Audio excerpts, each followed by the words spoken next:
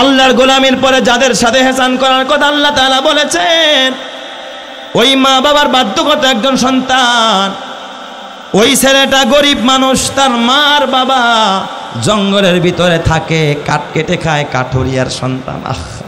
কাঠ কাটে, বলেন তো আমাদের দেশে কাঠ কাটে, জঙ্গলের ওই জঙ্গল পরিষ্কার করে তারপরে লাকড়ি বানায় বাজারে বিক্রি করে ধনীরা, শিল্পপতিরা না গরিবরা?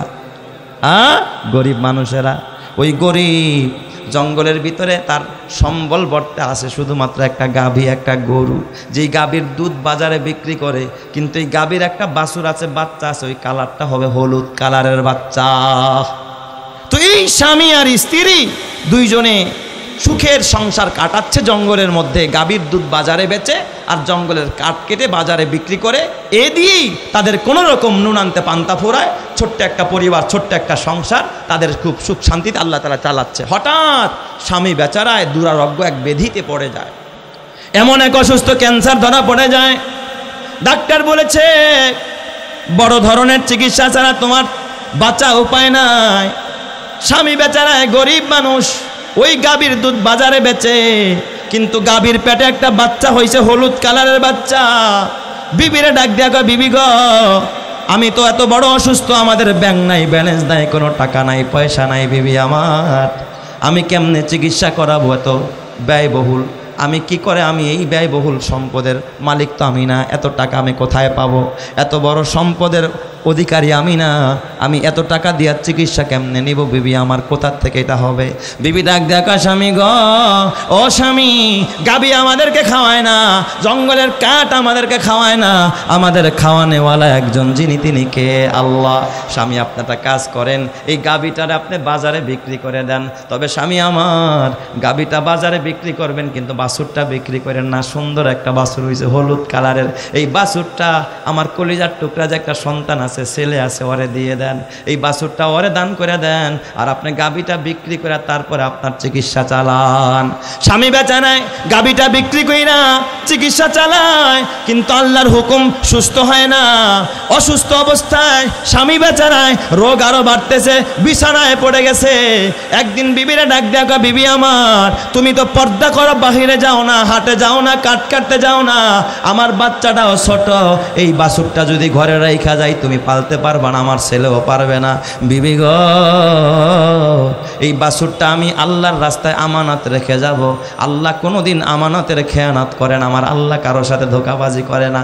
বাছুরটা দাও, আমি আল্লাহর কাছে আমানত রেখে দিব, কারণ তুমি তো আর ঘাস কাটতে পারবা না, আমার ছেলে ছোট মানুষ, আমি মরে গেলে কে বাছুরটাকে লালন পালন করবে?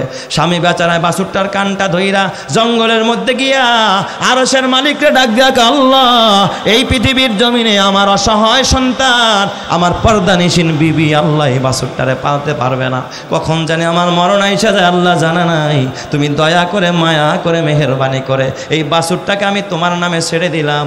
আমার এই বাছুরটা যখন বড় হবে, আমার ছেলে যখন বড় হবে, আমার আমানত আমার ছেলের হাতে তুমি কুদরতিভাবে পৌঁছায়া দিও। চিৎকার মেরে কন্না আল্লাহু আকবার। আলহামদুলিমান কদ্দারা খাইরা ওয়া খাওয়ালা, আলহামদুলিমান কদ্দারা খাইরা ওয়া কাবালা, ওয়া শুকরু লিমান সাওয়ারা হুসনা ওয়া জামালা, লা জিদ্দা ওয়ালা নিদ্দা ওয়ালা হাদ্দা লিমাউলা, আল-আনা কামা কানা ওয়ালাম ইয়ালকা জাওয়ালা, লা ক্বাবলা ওয়ালা বাদা ওয়ালা ওয়াক্তা জামানা, লা হাজিবা ওয়ালা মানিআ লিল্লাহি তাআলা, লা তুশরিক ফিল্লাহি ওয়ালা রাব্বা সিওয়াহু, লা ওয়ালিদা ওয়ালা ওয়ালাদা ওয়ালা উম্মা লা খালা, ফারদুন সামাদুন আন সিফাতিল খালকি বারিউ, রব্বুন আজানিয়ুন খালাকাল খালকা কামালা। জোরে জোরে কন্না আল্লাহু আকবার। স্বামী বেচারায় বাছুরটা ছাইরা দিয়া বাসায় আসতে দেরি, ওই রাতের বেলায় স্বামী বেচারা ইন্তেকাল করে, বিবি আর ওই বাচ্চাটা ছাড়া ফ্যামিলি তার কেউ নাই। এখন বড় অসহায়, নুন আনতে পান্তা ফুরায়, কাঠও কাটতে পারে না, গাভীর দুধও নাই, চড়াই উত্তরায় পাড়ি দিয়া ওই মহিলা মানুষ পর্দা করা করা কোনো রকম মানুষের বাড়িতে জিয়ের কাজ করা, তারপরে সংসারটা চালায়। ছেলে যখন আস্তে আস্তে বড় হয়, ডাক দিয়া কয়, মা, মা গো, ও মা, আমি দুনিয়ার সব কষ্ট সহ্য করতে পারি মা, আমি তোমার কষ্ট সহ্য হয় না রে মা। ও মা আর জিয়ের কাজ করতে হবে না মা, বাবার রেখে যাওয়া কুঠারটা আমার হাতে দাও, আমি জঙ্গলে গিয়ে কাঠ কাটবো রে মা, আমি কাঠ বিক্রি করব আর ওই বিক্রিত টাকা দিয়া সংসার চালাবো। জোরে কোন সুবহানাল্লাহ। ছোট্ট বাচ্চা কিশোর মানুষ এখনো বালেক হয় নাই, জঙ্গলে গিয়া কাঠ কাটে, কাঠ কাইটা বাজারে নিয়ে বিক্রি কইরা সারাদিন পরে যা পায় 1 টাকা 2 টাকা ওটা বিক্রি করে আইনা 3 ভাগ করে টাকাটারে খুব খেয়াল করবেন, গভীর মনোযোগ। 3টা ভাগ কইরা 1 ভাগ টাকা তিনি তার সংসারে খরচ করে, আর 1 ভাগ টাকা আল্লাহর রাস্তায় দান করে দেয়, আর 1 ভাগ টাকা তার মারে হাদিয়া দেয়, মা এই টাকাটা আমি তোমারে হাদিয়া দিলাম। এই ছেলেটা কত ভালো, তার মা বলে আমার ছেলে রাতের সময়টা 3 ভাগ করে, 1 ভাগ সে মায়ের খেদমত করে, আর 1 ভাগ সে ঘুমায়া কাটায়, আর 1 অংশ আর 1 ভাগ সে আল্লাহর কদমে সেজদা দিয়া কাটায়, নামাজ পড়ে কাটায়। সুবহানাল্লাহ জোরে কোন সবাই। উপার্জনও 3 ভাগে ভাগ করে, রাতের সময়টাও 3 ভাগে ভাগ করে। বলেন তো ছেলেটা নেককার না বদকার? আরো জোরে বলেন নেককার না বদকার? এমন একটা নেককার সন্তান, এই সন্তান এত কষ্ট কইরা রোদের মাঝে যখন কাট কাটে, মা একদিন ডাক দেয়া কয়, বাবা ও আব্দুল্লাহ, ও বাবা তোমার চেহারাটা তো সুন্দর, কিন্তু বনে কাট কাটলে তোমার চেহারাটা কালো হয়ে যায় রে বাবা, তুমি এত কষ্ট করো, আমি মা সইতে পারি না রে বাবা, এত কষ্ট করতে হবে না। তোর বাবা ইন্তেকালের আগে আমাদের একটা গরুর বাচ্চা ছিল এই জঙ্গলে, আল্লাহর কাছে আমানত রাখছে, বাবা তুই জঙ্গলে যা, আল্লাহরে ডাক দিয়া বলবি, ও ইব্রাহিমের আল্লাহ, ইয়াকুবের আল্লাহ, ইসহাকের আল্লাহ, আমার বাবার রেখে যাওয়া আমানতটা আমারে ফেরত দিয়ে দাও। ওই গাভীর বাচ্চাটা বাসায় আন, তাইলে আশা করি তোর আর আমার ওই গাভীর বাচ্চাটা বিক্রি করলে সংসারটা একটু আনন্দে চলবে। চিৎকার মেরে করেন আল্লাহু আকবার। ছেলেটা জঙ্গলে গিয়া আল্লাহরে ডাক দিয়া গেল, ও আকাশের মালিক, মালিক গো, আমার তো বাবা নাই, আমি জঙ্গলে কাঠ কেটে খাই, যা উপার্জন করি 3 ভাগ করি, 1 ভাগ দিয়া সংসার চালাই, আর 1 ভাগ আমি আল্লাহ তোমার রাস্তায় দান করি, আর 1 ভাগ আমি আমার মার হাতে হাদিয়া দেই। আল্লাহ আমার বাবার রেখে যাওয়া ওই বাছুরটা তুমি আমারে ফিরাইয়া দাও। এই কথা বলতে দেরি ছেলেটা তাকায় দেখে জঙ্গল থেকে, গভীর জঙ্গল থেকে গাঢ় হলুদ কালারের এমন একটা গাভী, যে দেখে সেই খুশি হয়ে যায়। এমন একটা গাভী দৌড়ায়া তার চোখের সামনে আইসা মাথাটা নত করে দাঁড়াইতে 1 সেকেন্ডও দেরি করে না। চিৎকার মেরে করেন আল্লাহু আকবার। গাভীটা এসে দাঁড়ায় যায়, ছেলেটা গাভীর কানটা ধইরা যখন বাসার দিকে রওনা যায়, কয় মা গো মা, এই যে দেখছো নি বাবার রেখে যাওয়া আমানতটা কত সুন্দর একটা গাভী। মায়ও খুশি হয়ে গেছে। ওই দিক দিয়া মায় ডাক দেয়া কয়, বাবা রে তুই আগামীকাল এই বোজেশ্বর বাজারে গরুর হাটে নিয়ে গাভীটা বিক্রি করে দিয়ায়। বুঝার জন্য বলছি উদাহরণ দিয়া। ছেলেটায় গাভী নিয়ে বাজারে যাবে, ডাক দিয়া বলে, আম্মা মা গো, গরুর ব্যবসা জীবনে করি নাই, গরুর দাম কত বুঝার মতো কায়দা নাই। আমাদের কিছু গরুর ব্যবসায়ী আছে দেখবেন চামড়া টান দিয়েই কইতে পারে এটার দাম কত, চামড়া টান দিলেই বোঝে এটার মধ্যে কয় কেজি গোস্ত আছে। এ আমার বাবা, ছেলেটা ডাক দিয়া, আম্মা গরুর দাম আমি বাজারে গিয়া কত চাব? মা ডাক দিয়া কয়, বাবা রে এই গরুটার দাম তুই বাজারে গিয়া 10 দিরহাম চাবি, তবে খবরদার কাস্টমার রে বলবি মায়ের অনুমতি ছাড়া গাভীটা দিব না, মা অনুমতি দিলেই দিমু, ছাড়া দিব না।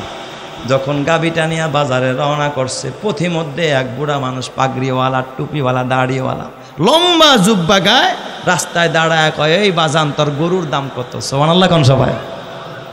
কয় বাবা আমার গরুর দাম 10 দিরহাম। কয় দিরহাম? 10 দিরহাম, কিন্তু বাজান মায়ের অনুমতি ছাড়া দিব না। ওই কাস্টমার ডাক দিয়া কয়, বালক রে আমি বড় ব্যস্ত, এত সময় আমার হাতে নাই, মায়ের অনুমতি আনতে যাবি আবার হাটে আসবি, এই সময় আমি পারবো না। তুই একটা কাজ কর, তুই তো 10 দিরহাম চাইছস, আমি তোরে 20 দিরহাম দিয়া দেই, বিনিময় গাভীটা দিয়া দে, মায়ের অনুমতি লাগবে না। ছেলে কয়, একদম 20 দিরহাম কেন, 1 লক্ষ দিলেও দিব না মায়ের অনুমতি ছাড়া। চিৎকার মেরে করেন আল্লাহু আকবার। তার মানে ছেলেটা মায়ের বাধ্যগত সন্তান। গাভী নিয়ে বাসায় গিয়ে আম্মা চাইছি 10 দিরহাম, বাজারের কাস্টমার কয় 20 দিরহাম। মায় কয়, বাজান বুঝছি গাভীতে বরকত আছে, সুবহানাল্লাহ যেরকম সবাই। তাহলে যে আগামীকালকেও হাটে যাবি, তবে খবরদার আজকে কিন্তু 10 দিরহাম চাইস না, আজকে যায় 40 দিরহাম চাইস। সুবহানাল্লাহ যেরকম সবাই।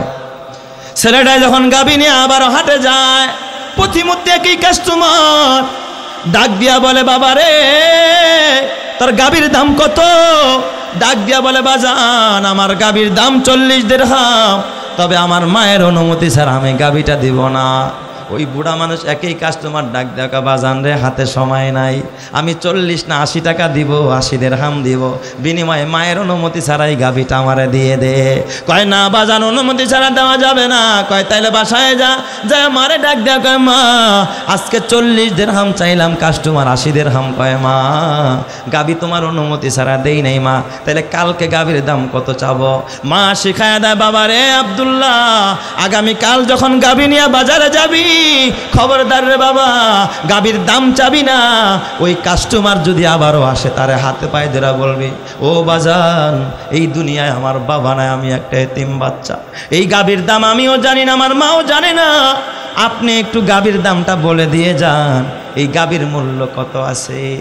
মা এবার বাচ্চাটারে এই বুদ্ধি শিখাইয়া দিছে। আজকে যখন গাভী নিয়ে হাটে যায়, ওই কাস্টমার আইসা জিজ্ঞাসা করে, এই বালক তোর গাভীর দাম কত? ডাক দিয়া বলে, চাচা মিয়া আমার মা আজকে কোনো দাম চাইতে বলে নাই, ও বাবা আমি একটা এতিম সন্তান, এই দুনিয়ায় আমার বাবা নাই, আমার বাবা কাঠ কাইটা খাইতো, ও বাজান আমি জঙ্গলে কাঠ কাটি আমার উপার্জন 3 ভাগে ভাগ করি, 1 ভাগ সংসারে দেই, আরেক ভাগ আল্লাহর রাস্তায় দেই, আরেক ভাগ আমার মারে হাদিয়া দেই।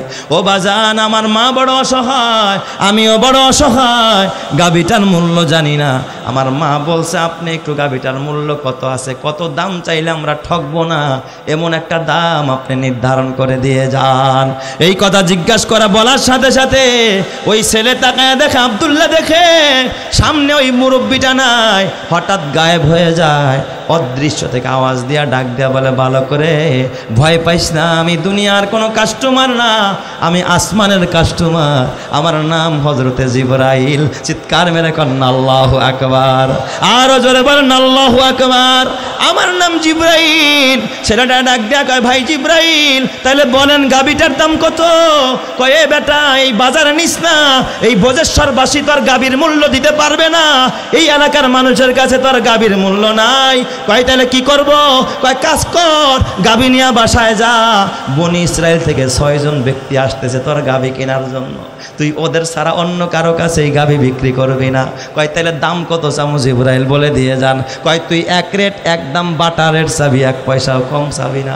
বলবি গাভীটা জবাই দিয়া চামড়া বিছায়া, চামড়ার ভিতরে যেই পরিমাণ স্বর্ণ ঢুকাইলে, এরপরে সেলাই করলে যেই পরিমাণ স্বর্ণ ভিতরে প্রবেশ করে, এই পরিমাণ স্বর্ণই হলো আমার গাভীর মূল্য। চিৎকার মেরে কন্যা আল্লাহু আকবার, আরো জোরে বলেন আল্লাহু আকবার। ছেলেটাই খুশি হইয়া গাভী নিয়ে বাসায় যায়, যায় দেখে উঠানের মধ্যে মানুষে ভরা, ওই 6 জন আইসা হাজির হয়ে গেছে। গাভীটা দেখাই কয় একজনে, আরে তাড়াতাড়ি রশিদ, এইটাই তো সেই গাভী, যেই গাভীর কথা মোসার আল্লাহ কইছে। সুবহানাল্লাহ, পছন্দ হয়ে গেছে। দেখবেন দোকানে গিয়া যদি পোলায় কয় আব্বু আমি এইটাই নিব, তাহলে দেখবেন দোকানদার একটু শক্ত হয়, কথা কয় না, দোকানদার একটু কি হয়, শক্ত হয়। 150 টাকার জিনিস 200 টাকা চায় বসে, কয় খালি আপনার লিগা 150 টাকা, এটা 200 টাকার কম দাম নাই। এবার ওরা কয় এই গাভী তো আমার। কয় এই ভালো গাভীর দাম কত? ছেলেটা ডাক দিয়া কয়, বাজান আমার গাভীর একদম 1 রেট বাটা রেট, 1 পয়সা কম হবে না। চামড়া বিছায়া সুইলা, এটার ভিতরে স্বর্ণ ঢুকাইলে যেই পরিমাণ ঢুকবে এটাই হলো আমার গাভীর মূল্য। ওরা ডাক দিয়া কয়, ভালো করে শুধু 1 গুণ চাইছস, 2 গুণ চাস নাই, তুই যদি 2 গুণ চাতি আমরা 2 গুণ মূল্য দিয়ে এই গাভী কিনতাম, কারণ পৃথিবীর কোথাও এই গাভী নাই, আর এই গাভী ছাড়াও আমাদের হত্যার তদন্ত হবে না। চিৎকার মেরে কন্যা আল্লাহু আকবার, আরো জোরে বলেন আল্লাহু আকবার। এ আমার বাবা, এই গাভী কেন এই সন্তানের কাছে আল্লাহ দিল? কারণ এই সন্তান তো মা বাবার বাধ্যগত সন্তান। যেই সন্তান মা বাবার বাধ্যগত হয়, মা বাবার দোয়া যেই সন্তানের প্রতি থাকে, ওই সন্তানকে বড় বানায়া দেয় কে? আল্লাহ। এই জন্য আমার বাবা আজকের যিনি অতিথি এত বড় হয়েছে এমনি এমনি হয় নাই, নিশ্চয় মা বাবার দোয়া আছে না নাই? এই মিয়া জোরে কোন আছে না নাই? আমি তো কোরআনটা স্পষ্ট করে বলতে পারবো, আমার মা বাবার দোয়া ছাড়া আল্লাহ এই পর্যন্ত আনে নাই। আপনারা যারা সুখে আছেন আপনারা মা বাবার দোয়া ছাড়া আসতে পারেন নাই। তবে বাবা খবরদার, অনেক সন্তান আছে মারে পছন্দ করে না, বাবারে পছন্দ করে না, মা বাবার নিয়ে ভাগাভাগি করে, কয় তুই 10 দিন খাওয়াবি, আমি 10 দিন খাওয়াবো, ছোটরাই 10 দিন খাওয়াবে। কসম আল্লাহর, মা কিন্তু ভাগাভাগির জিনিস না। মা কিন্তু আপনারা গর্ভধারণ করতে গিয়া ভাগাভাগি করে নাই, ডেলিভারি করতে গিয়া ভাগাভাগি করে নাই, দুধ পান করাইতে গিয়া ভাগাভাগি করে নাই। এ যুবকেরা, ওই মা যদি বাইচা থাকে মার কাছে পায়ে ধরে মাপ চাবি, আর মা যদি কবরে গিয়া থাকে ওই মায়ের কাছ থেকে বাবা কাছে গিয়া দোয়া করবি, মায়ের নামে দান করবি। ওই বাবার জীবন ধন্য, যেই বাবা তার মায়ের নামে একটা মাদ্রাসা বানায়, ওই ভাইয়ের জীবন ধন্য, যেই বাবা, যেই ভাই একটা হেফজখানা বানায় দেয়, কোরআনের ঘর বানায় দেয়। বাবা তুমি ভবন বানাইলা, টিভি কিনলা, এই ঘরে গুনাহ হয়, তোমার মৃত্যুর পরে কবরে শুধু গুনাই যাবে, গুনাই যাবে। আর যদি একটা মসজিদ বানায় কবরে যাও, মাদ্রাসা বানায় কবরে যাও, কসম আল্লাহর, এই ঘরের ভিতরে যত নেক আমল হবে আল্লাহ তাআলা এই নেক আমলের একটা সওয়াব তোমার মৃত্যুর পরে তোমার কবরে পৌঁছায়া দিবেন কে? আরো জোরে বলেন না কে? আল্লাহ। এই জন্য যুবক ভাই, ও বজস্বর এলাকার যুবক ভাইয়েরা, ও প্রবাসীরা, ও রাজনীতিবিদেরা, ও টাকাওয়ালারা, বাজারের ব্যবসায়ী ভাইয়েরা, আল্লাহ তাআলা তোমাদেরকে সম্পদ দিছে, অনেকরা আল্লাহ অন্ধ বানাইছে, অনেকরা আল্লাহ পাগল বানাইছে। আল্লাহ তোমারে পাগল বানায় নাই, অন্ধ বানায় নাই। এই জন্য মরার আগে একটা মাদ্রাসা বানায়া যাও।